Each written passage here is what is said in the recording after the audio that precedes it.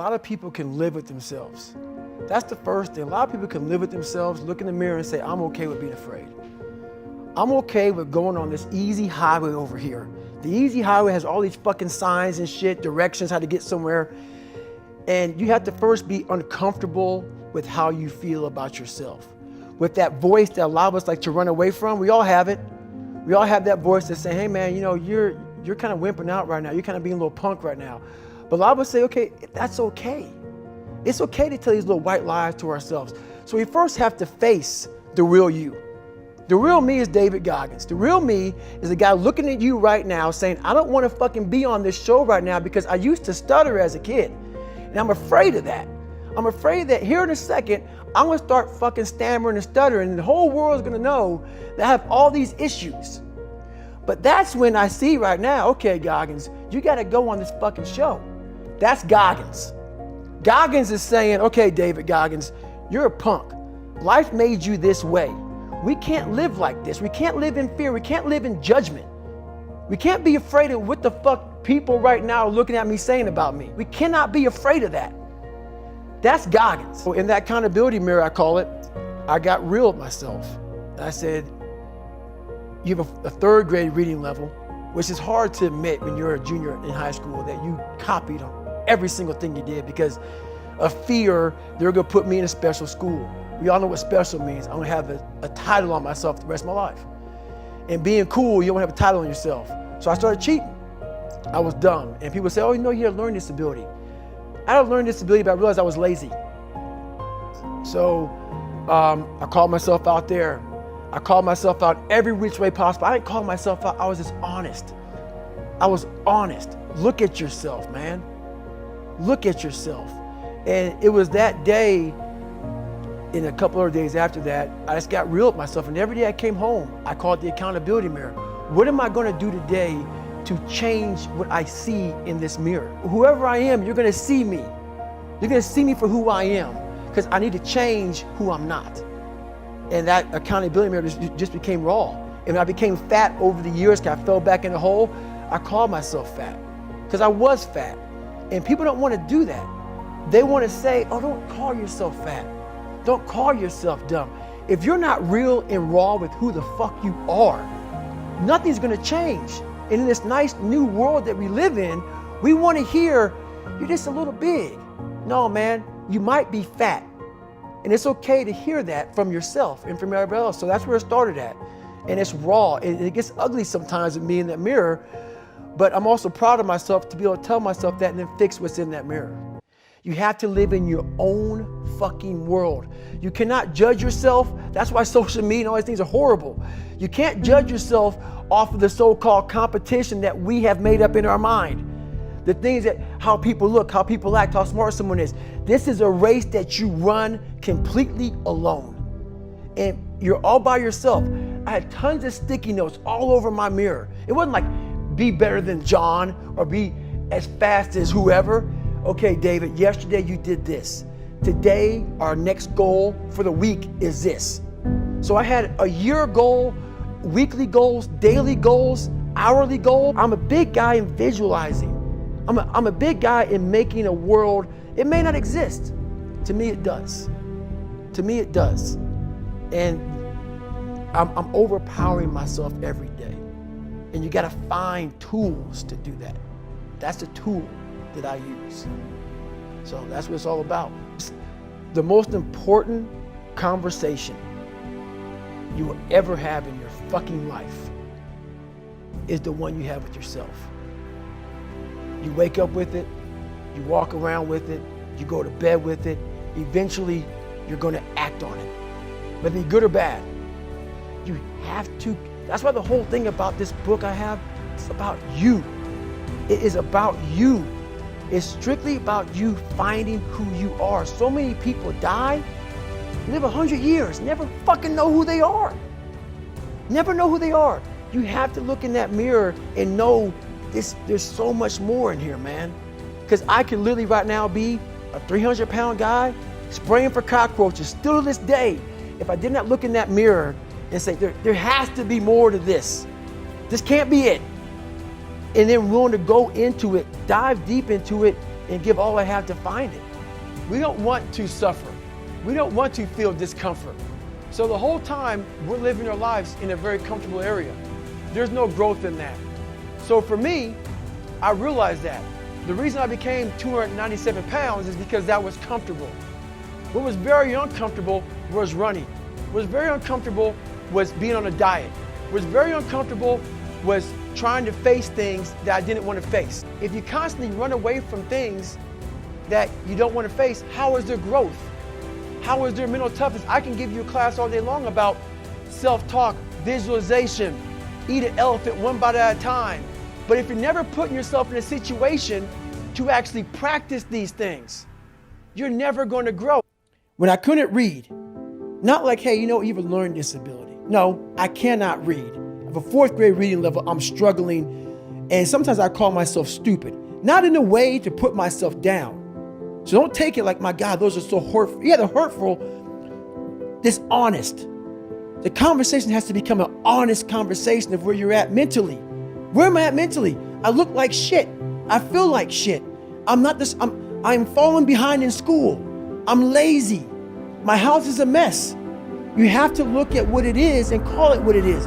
Don't find words to make yourself feel better, because so we hang around people that make us feel better, that tell us what we want to hear, not what we need to hear. And so we stay away from those people. And we stay away from those people, like our internal dialogue becomes that kind, it's okay.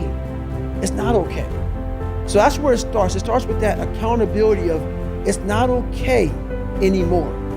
This can no longer be okay. And calling yourself out for exactly what you are and exactly how you need to fix it. That's where it starts. Mind chooses the path of least resistance. Your mind has the ultimate tactical advantage over you. It knows what scars you. It knows your fears. It knows your insecurities. And it protects you, which is why I talked about the 40% rule in my book. The 40% rule is all about the brain has the tactical advantage over you. It knows, and it keeps you away from all that. That's why it says don't jump out of an airplane. Don't go in the ocean where there's sharks. It's a protective mechanism. Don't go back to the place where your dad beat the shit out of you in your mind. Don't go back. The brain protects you, but protects you so much, it doesn't allow growth. So the brain is an amazing thing, but the brain controls you. You must control it. You have to be able to break all these big, humongous, painful things in life down to the smallest molecule, because that's all the brain can handle. The brain can't handle hours and hours and hours of suffering, but it can handle right now. I'm in the Pacific Ocean, and it's very cold, and this is what I'm doing. Don't think about the rest of it. So that's what I learned from Hell Week. That's what I learned from being in 3 Hell Weeks. That's what I learned from all the military. I went to Ranger School. I went to all these different schools to learn all of that. I started realizing if I can flip these insecurities upside down, if I can flip this fear, if I can flip all this shit that made me this depressed, insecure guy, if I can flip it and make it work for me versus against me, I started seeing the power in failure, the power in insecurity, the power in self-doubt. Because I looked at everybody, it may not be true, but that's how I looked at everybody as being way above me. I thought to myself, if I can be at the lowest part in the world, in the sewer, and be able to overcome all this shit, I started using that as power. And I slowly started passing the guys from Harvard, the guys from MIT, the guys who were from great families and shit. I'm like, oh my God, I'm catching up. I had nothing. So I started flipping it and using it as power.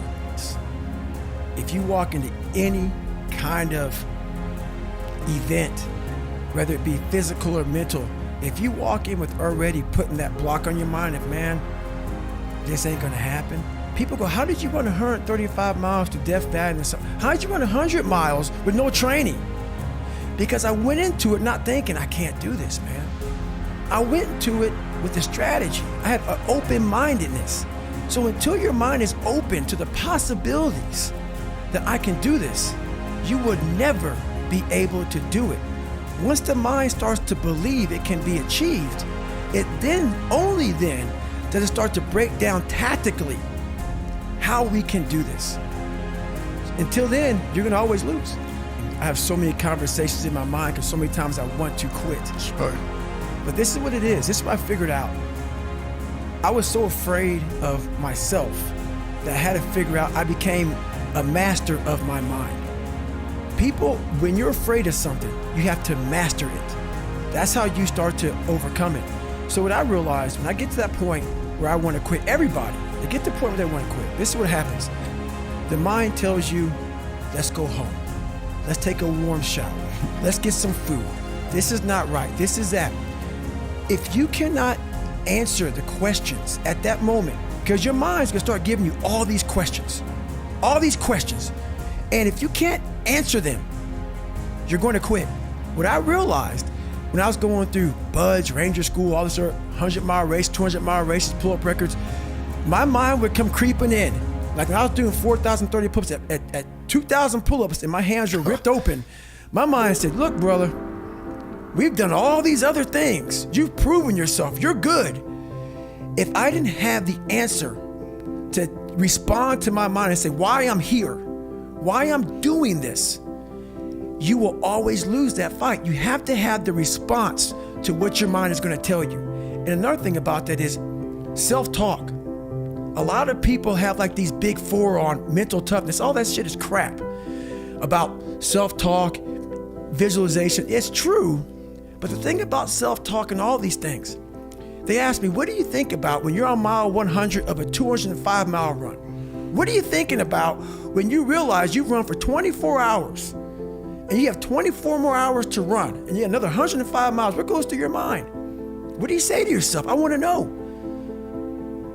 A lot of people think self-talk works. It does, but it doesn't work without the suffering before your mind starts saying we need self-talk. So what I tell myself is I go back to the months and years of preparation to get to that day. And I'm telling myself, it's 3:30 in the morning, and I'm looking at my shoes, and I want to go out there and run 30 miles.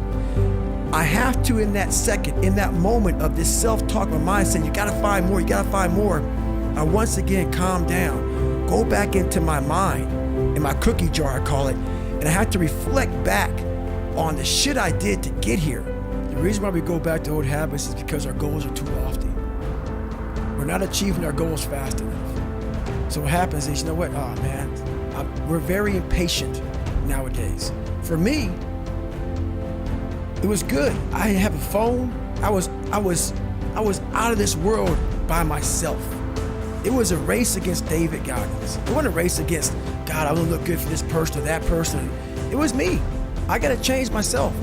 So for me, if I lost 5 pounds in a week, I got a feeling. I allowed myself to feel proud of that.